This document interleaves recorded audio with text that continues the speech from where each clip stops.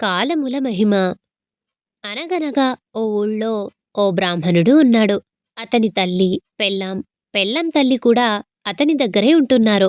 కాని అత్తకి కోడలికి ఒక్క నిమిషమైనా పడడం లేదు. ఓ రోజు బ్రాహ్మడింటికి రాగానే, పెళ్ళాం, ఈవేళ మీ అమ్మగారిని ఇంట్లోంచి బయటకు పడేయాలి, లేకపోతే నేను నూతిలో పడి చస్తాను అని అంది. పెళ్ళాం చచ్చిపోతుందేమో అని భయపడి ఆ బ్రాహ్మడు తన తల్లిని ఇంట్లో నుంచి వెళ్ళగొట్టడానికి ఒప్పుకున్నాడు. ఆ రాత్రి పెందలాడే భోజనం చేసేసి తల్లి దగ్గరకు వెళ్ళి, అమ్మా, చెల్లెలికి జబ్బుగా ఉందిట, నిన్ను వెంటనే రమ్మంది అన్నాడు.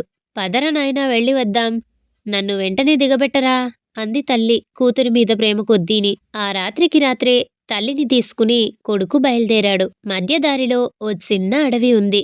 ఆ అడవిలోనికి వెళ్ళిన తర్వాత తల్లిని నడవమని తాను వెనకాల ఉండిపోయి ఆ బ్రాహ్మడు ఇంటికి వెళ్ళిపోయాడు. కొడుకు వస్తున్నాడు కాబోలు అనుకుంది తల్లి. కొంత దూరం వెళ్ళాక వెనక్కి తిరిగి చూస్తే కొడుకు లేడు. ఎంత పిలిచినా పలకలేదు. ఏడుస్తూ ఓ చెట్టు కింద కూర్చుంది.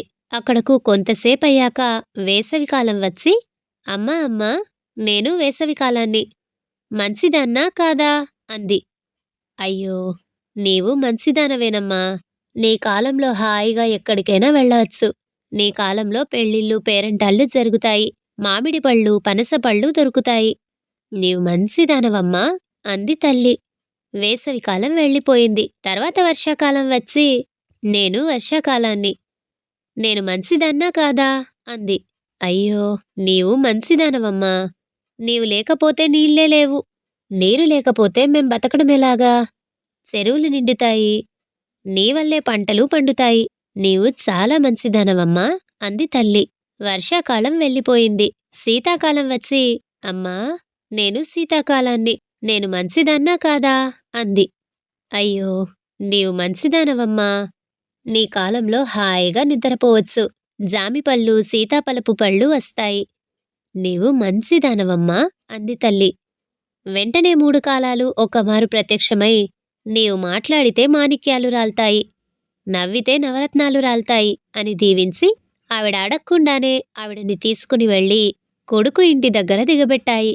తెల్లవారగానే కొడుకు కోడలు వాకిట్లోకి వచ్చి ఈవిడని చూసి నిర్ఘాంతపోయారు. ఎలా వచ్చారత్తయ్యా అంటూ ప్రేమ ఉన్నదానిలాగా అడిగింది కోడలు. ఏదో మాట్లాడింది అత్త. మాణిక్యాలు రాలాయి. కోడలు ఆశ్చర్యపడి మాణిక్యాలు ఏరుకుంటూ ఉంటే అత్త నవ్వింది.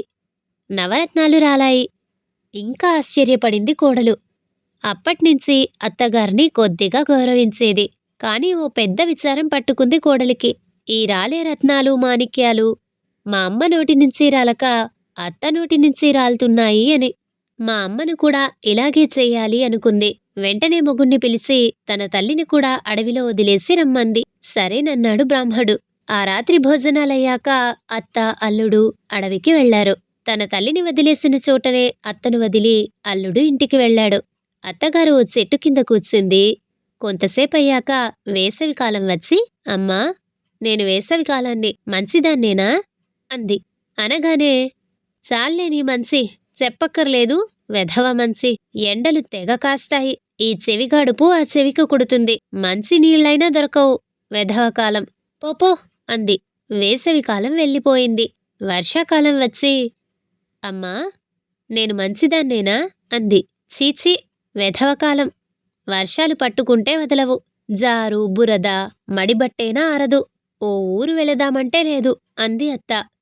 వర్షాకాలం వెళ్ళిపోయింది. తర్వాత శీతాకాలం వచ్చి, నేను మంచిదాన్నేనా అంది. చీచీ, మంచా మంచి, నీ మంచే చెప్పాలి, వెధవ చలి, ఎంతకు వదల్దు, ఇట్టే పొద్దు పొడుస్తుంది, అట్టే మాయమవుతుంది, ఎంతకీ తెల్లారదు, పోపో అంది అత్త. వెంటనే 3 కాలాలు ప్రత్యక్షమై అత్తను గాడిదను చేసేసి కూతురు గుమ్మంలో వదిలిపెట్టి, నీవు మాట్లాడితే నోట పురుగులు రాల్తాయి అని వెళ్ళిపోయాయి. తెల్లవార్లు నిద్రైనా పట్టక ఎప్పుడమ్మ వస్తుందా, ఎప్పుడు రత్నాలు రాల్తాయా అని చూస్తూ ఉంది బ్రాహ్మడి పెళ్ళాం. లేవగానే గుమ్మంలో గాడిద కనబడింది. ఇదేమిటి, గాడిదలా వచ్చిందనుకుంటుండగానే ఆ గాడిద రూపంలో ఉన్న ఆమె తల్లి జరిగిన సంగతంతా చెప్పింది. అలా చెబుతూ ఉంటే నోటంటా పురుగులు రాల్తున్నాయి. తన అసూయ వల్ల ఇలా అయిందని దుఃఖించింది ఇల్లాలు. జరిగిన సంగతి అత్తగారిని అడిగి తెలుసుకుంది కోడలు. మా అమ్మ నోరు మంచిది కాదు అని ఏడ్చింది పాపం. అందుచేతనే కష్టంగా ఉన్న ఏ కాలాన్ని తిట్టకూడదని మొన్న వర్షాలలో మా నాన్న చెప్పాడు. నేను మీకు చెప్తున్నాను, ఎప్పుడూ ఏ కాలాన్ని తిట్టకండే. కథ సంపూర్ణం.